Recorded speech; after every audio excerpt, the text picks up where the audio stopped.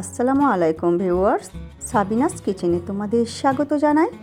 ভাতের পাতে যদি এই রকম সর্ষে বাটা দিয়ে কুমড়ো শাকের রেসিপিটি থাকে তাহলে ভাতের সাথে আর কিছুই লাগবে না। আশা করছি তোমাদের খুবই ভালো লাগবে। Aha. Yes.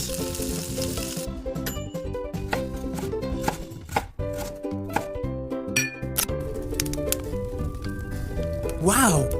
কড়াইতে আমি সর্ষের তেল দিয়ে দিচ্ছি, দিয়ে ভালো করে গরম করে নিয়ে তাতে একটা শুকনো লঙ্কা, তেজপাতা দিয়ে দিচ্ছি। লাল করে ভাজা হয়ে গেলে 1 চামচ পাঁচফোড়ন দিয়ে দিলাম, দিয়ে সব কিছু লাল করে ভেজে নেব। এরপর কুমড়ো শাকের ডাঁটা আর ছোট ছোট করে পটল কেটে নিয়েছি, আলু কেটে নিয়েছি ছোট ছোট করে। তোমাদের কাছে যদি ঝিঙে চিচিঙে থাকে, সে বেগুন থাকে, সেগুলোও তোমরা ছোট ছোট করে কেটে দিতে পারো। এরপর আমি নেড়ে চেড়ে হালকা লাল করে ভেজে নেব।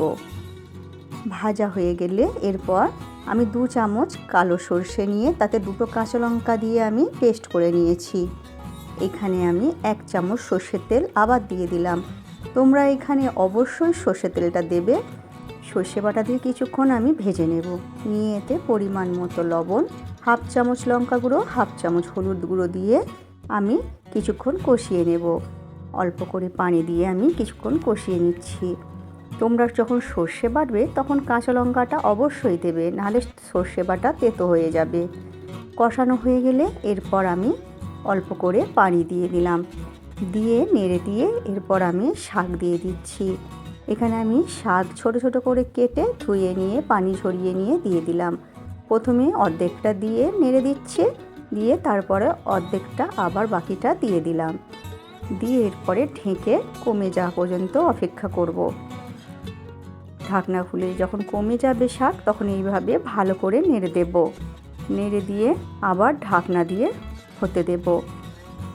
এইভাবে তোমরা একবার সবজি দিয়ে সর্ষে বাটা দিয়ে কুমড়ো শাক রান্না করে দেখো। এই রেসিপিটি থাকলে ভাতের সাথে আর কিছুই লাগবে না। এরপরে যখন এইভাবে পানি শুকিয়ে আসবে আমি আলুগুলো গলিয়ে দেব।